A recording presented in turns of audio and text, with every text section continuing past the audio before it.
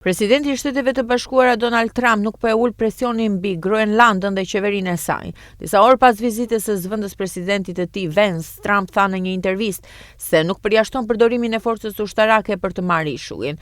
Do ta marrim 100%, tha ai. Mendoj se ka një mundësi që të arrijmë këtë pa përdorur forcën ushtarake. Kjo është paqja në botë, kjo është siguria ndërkombëtare, për sa i përket mënyrave nuk përjashtoi asgjë. Groenlanda është një territori i Danimarkës, aleate e NATO-s dhe SBA-s. Prej muajsh Trump ka shpahur synimin e tij për të aneksuar territorin, duke argumentuar se është i nevojshëm për arsye të sigurisë kombëtare dhe ndërkombëtare.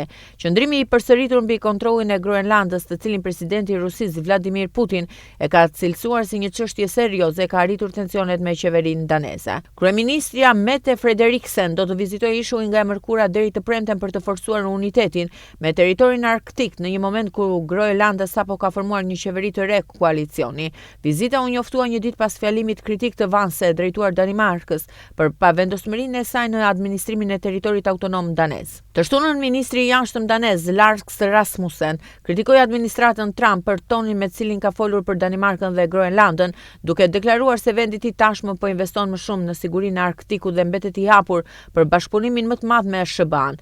Janë bërë akuza dhe deklarata dhe sigurisht jemi të hapur ndaj kritikave, tha Rasmussen në anglisht, por më lejoni të jem plotësisht i sinqert, nuk e vlerësojmë tonin me të cilin janë shprehur. Kjo nuk është mënyra se si flitet me aleatët e ngushtë, dhe unë vazhdoj ta konsideroj Danimarkën dhe SBA-n si aleate të ngushtë.